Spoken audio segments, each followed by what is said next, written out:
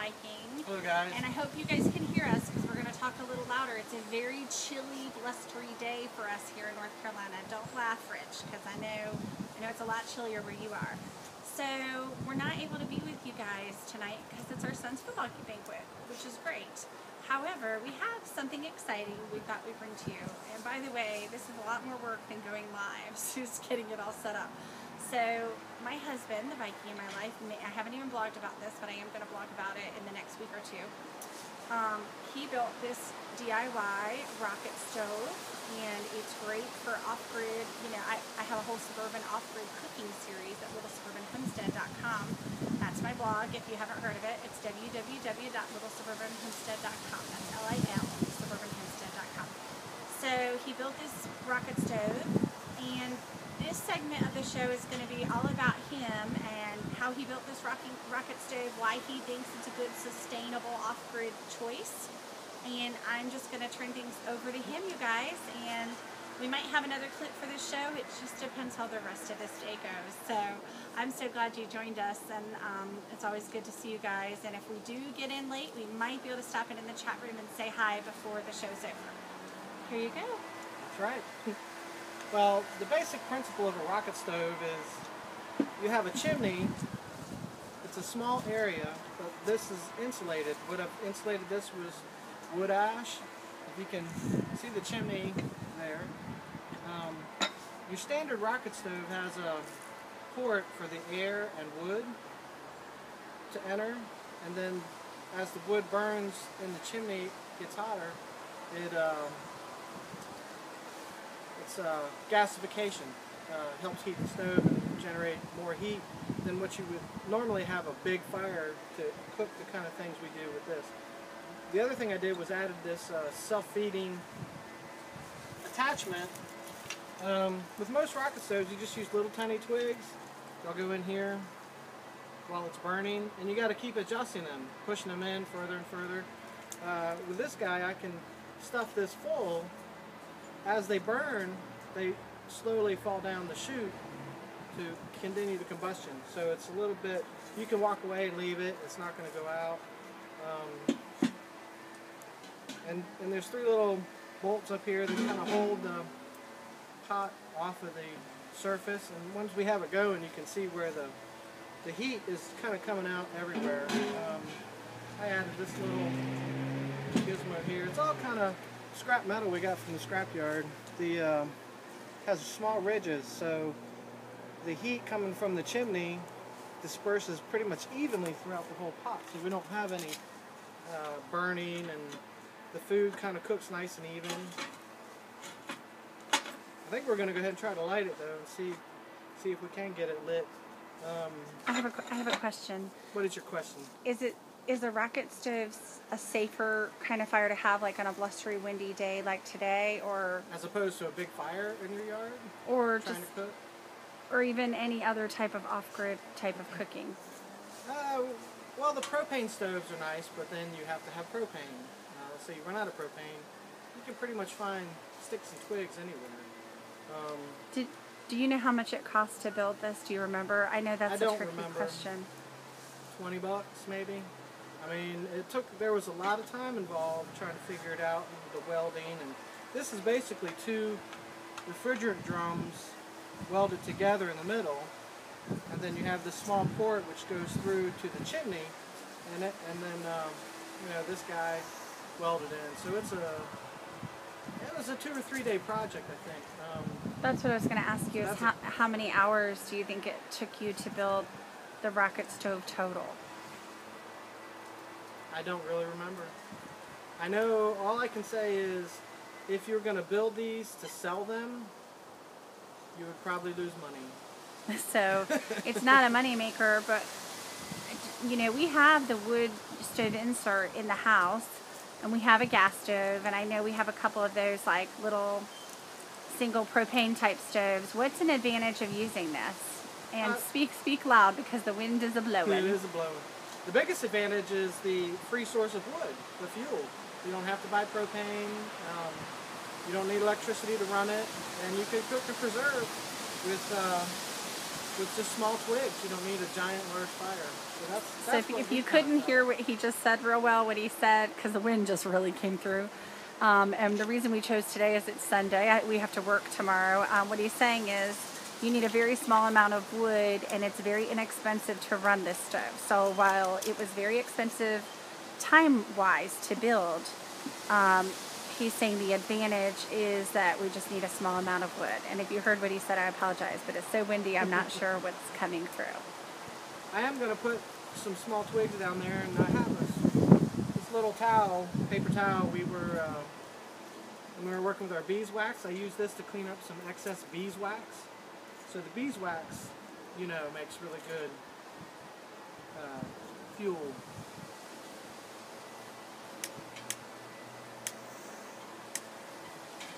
Too windy. Is it too windy to even light in there? We'll get it. There we go. There you go. I see smoke. Where there's smoke, There's fire. Oh, that fire looks so warm. Isn't it funny? Just like for a few minutes outside. I've only been out here for about 40 minutes getting ready for the show, and I'm already like chilly. I'm only putting wood down the center here just to get it started. Now, are you going to move that down off the table or for the show? Yeah, we'll set it down on the... Because I mean, it might wiggle the filming, but I can probably aim it down at the concrete pad if you want me to. They'll just have to bear with us while we transition. Our goal was to possibly make some applesauce. We're not sure how much of that we're going to get done. We'll see. It's chilly. You know, growing up, well, the apple festivals were in the fall. Outside. Outside, and the nice, you know, it kind of reminds me of that chilly fall. Eric, your mom made a lot of applesauce when you were growing up, didn't she? Yes. I'm going to just load a few pieces in the port here. Now that I think we got a good fire going. So Wendy, so you load the wood up from the center, you load it up from the side little chimney there. Is that what that's called? This is just the feeder. The feeds feeder. The wood. Okay. The chimney, once the pot's on there, you want to leave your pot on. You don't want to keep taking it Okay. on.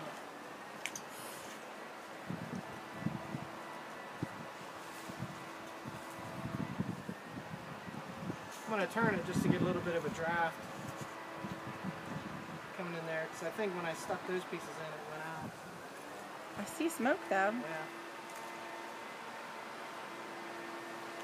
Well, Try Rich some, loves it when we have failures, because then we can talk about how we could do something better. So, of course, not everybody has the abundance of North Carolina pine straw like we do. This is kind of wet. Hey, chicken. But pine straw does generate a lot of heat. Quickly. You know, it's kind of funny because we don't even stage the chickens.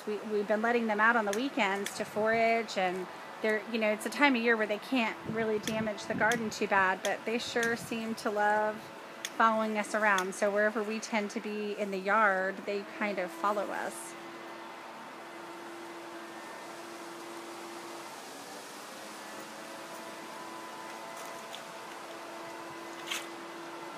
See if that'll get it Oh, going. we got fire. I'll have to get a picture of this.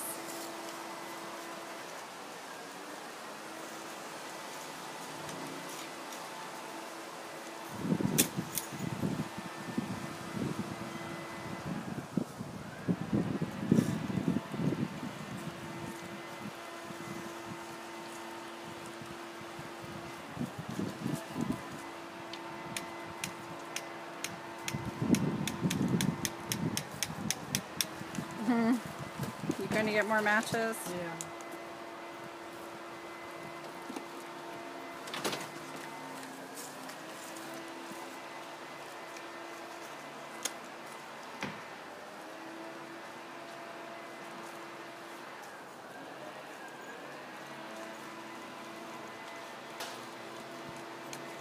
Oh, let me get a picture of that with that beautiful fire going.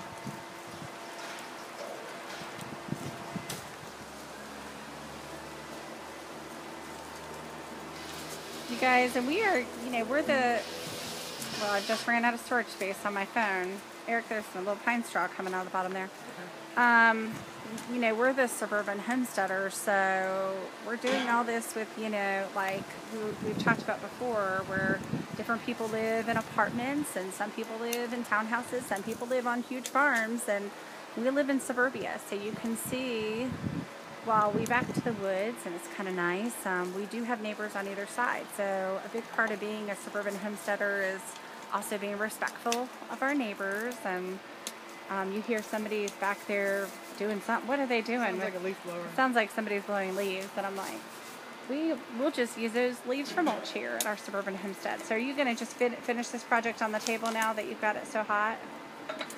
Well, this is not hot. I mean, oh, okay, you can move it. Insulated. So are you ready to move it? We could probably. It's going. The water's actually starting to boil. That was really fast. It's not much water.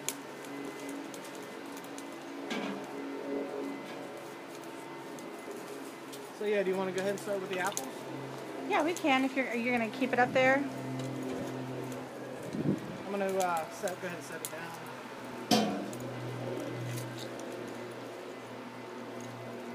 Yeah, do not try that at home. That does not look safe to me. Try this at I home. feel like I'm going to have to stop, drop, and roll him. Yeah, I will come over there. I can't take any more pictures, so I'm sad about that, but it's time for me to clean up my phone. It's been a thing I've needed to do for a while. So I will be right over here. Okay, there we go. And we're going to work on some homemade applesauce, just like they did back in the olden days. Is there a rocket stove? I don't know if they had a rocket stove or what they used. Eric's the smart one. He's drinking hot tea, and of course I'm drinking ice water because I feel like, you know, I don't ever drink enough water. To give you an idea how cold it is, our dog is wanting to go in the house right now. I think I'll let him in real quick. Where you going, puppy? Let's do half with applesauce. So this is pretty, you know, just your basic. When we start out with apples, these are Granny Smith apples. We're going to make either applesauce or apple pie filling. I don't know. I'm kind of thinking I want to make some apple pie filling. I don't know what you think about that. I have some clear gel. Apple pie filling. Because with these Granny Smiths, I didn't realize which box he had brought out. With the Granny Smith apples, they just make the best apple pie filling. And the thing is, you don't even always have to like have an apple pie to use your apple pie filling. Like one thing that I do is I take the apple pie filling, and of course I don't use cornstarch anymore. Actually, really what I do is with the apple pie filling is we usually do bigger wedges in this, but I'm going to do halves and it'll be fine if we don't cook it down too much. I can get the wedger. Yeah, if you get the wedger, that'd be better. We can just have some crumbly apples mixed in. Please suppose the technical name for that. Or a wedger, or a slicer is the technical. Yeah, from this point, Steaming up nice. yeah, we can just let these be kind of mushy, and then we'll do the boil off. yeah, and we'll do the apple pie slices. And what's nice about that is the chickens found the grain in the coop. What's nice about that is that I just make it like applesauce, and then I pull it off and thicken it with cornstarch. So I mean, I make it like I'm making apple pie filling, but instead of putting the cornstarch or even the clear gel, you can just bottle it up like it's applesauce, but it's apple pie filling. And then you just, you know, thicken it up with cornstarch when you're done. And it's so easy. It takes like 5 minutes, and you don't have to. Well, if you didn't want to use cornstarch, then you would want to do probably the clear gel. But that's pretty much. Oh, you could do flour. I forget. I don't do flour. It's nice and smoky. We might be smoking you right off the screen. So, The wind has changed. The wind has changed. The chickens have joined us. Oh, I bet the chickens went a core. You chicky chicky. So.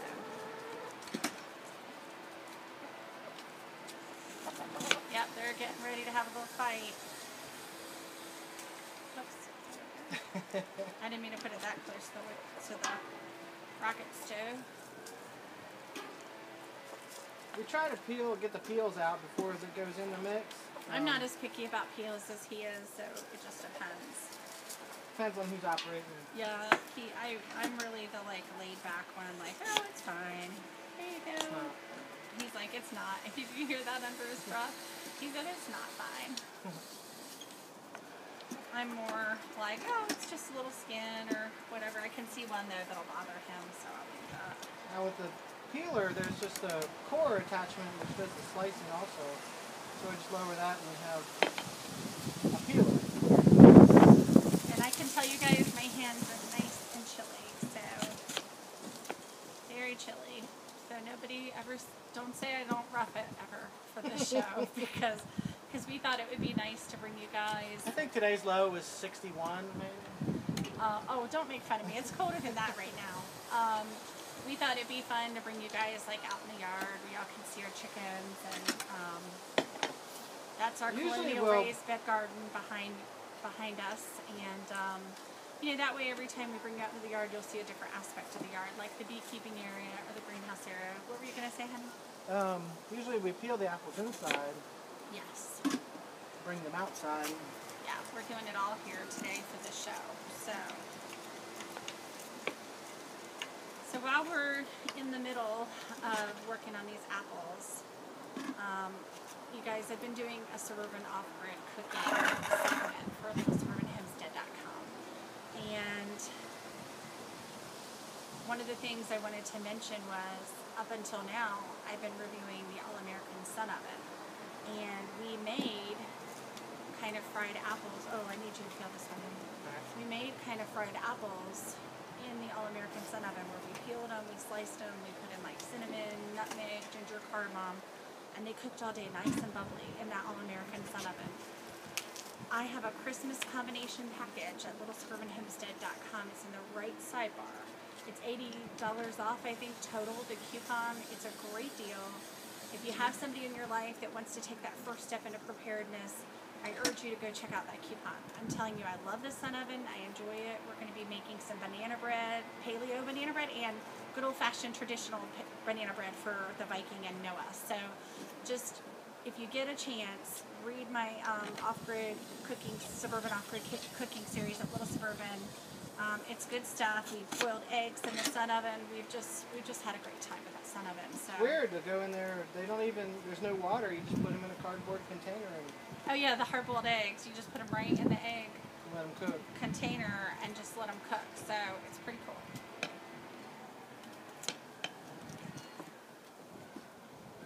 So what kind of scenario would we use this off-grid, you know, rocket stove? Like, let's say the power went out, Eric. Oh, you cook anything in it. Like, what all could we? We've cooked bacon. You put a cast iron skillet over there. Cook bacon and eggs. Then you can, you know, go to a soup pot, cook soup. You know, that would be fun, especially if I had gloves on. That would be a lot of fun to come out here, and maybe that's what we'll do. We were talking about having maybe a couple of our neighbors and friends over for the holidays, and I would love to have them come over and do a big oyster stew, or just something fun where we can sit out back and freeze to death together over the campfire, and we could have the rocket stove running, and we could have soup, and we could also put the gas stove out here and make cocoa. So I think that would be fun, like a little bit of like a Suburban off-grid Christmas party. I like that. I was going to say, when the fire is going pretty good, there's no... Yeah, when he lifts that up, it feels so good. And there's no smoke either. It's just fuel burning there. And earlier when it was smoking real well, the fire had actually gone out. So. Can you lift up the pot so they can see how well those apples are cooking down already? I don't think they are. Oh, yeah. Well, to me, they seem like they're doing really well. They're doing good. I've got to go get a towel real quick. So if you want to share a little bit about your favorite woods to use with the rocket stove, I'll be right back. Well, oak is really good. Splits easy and it's nice uniform. There's not usually a lot of knots, so you get a nice long Nice long piece. Hickory, burns good.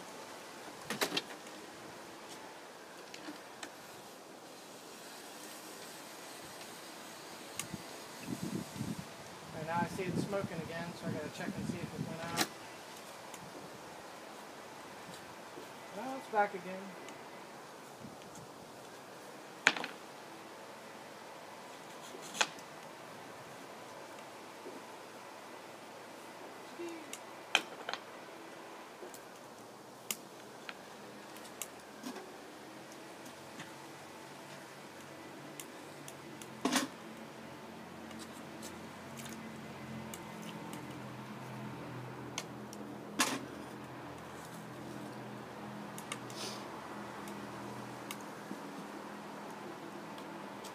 You can tell I'm not the talkative one in the group. But don't worry, Karen will be right back. She'll fill us on what's going on.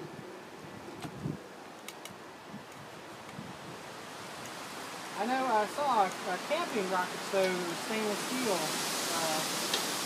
That would be nice too, a little option as far as rocket stoves goes. I think even if you don't build one, they would be good to have, because you're not always going to have access to propane. Yeah, there are situations where I think that chicken is getting into my Swiss chard or my collards. I can't see what it is from here. There are going to be situations where you're not going to have access to propane. I would say the rocket stove, probably, see the size of it, it's not that big. It would be a very nice essential, you know. I feel like having that, and now we have the sun oven, the two of them make me feel very secure, having that combination together, very prepared. Okay, a minute, I got a towel and I'm going to come back. Did you warm your hands up? I did warm my hands up, how do you know? I found some hot water and my hands feel better. And we're really about done with this show. We're not going to obviously finish the applesauce today, or the apple pie filling. What we're going to add to this is honey, cinnamon, and since it's apple pie filling, we might put something a little fun in there. My son doesn't like too much spices. We might add a little bit of nutmeg or cardamom though. He's not a big fan of anything too clovey or whatever. So we have had a great week with you guys, and hopefully, well, we will definitely be back in 2 weeks. I do not know what our topic's going to be because we're actually filming this a week before the 15th. So today is December 7th. And of course, we're going to have a I think we should do one where we just eat all this apple stuff. Okay, so we might be doing a show where we just eat apple stuff. That's what the Viking wants to do. So anyway, it's been, are you going to go ahead and shut the tape off so we can sign off? Okay. Goodbye, we're signing everybody. off. Bye, guys. See you.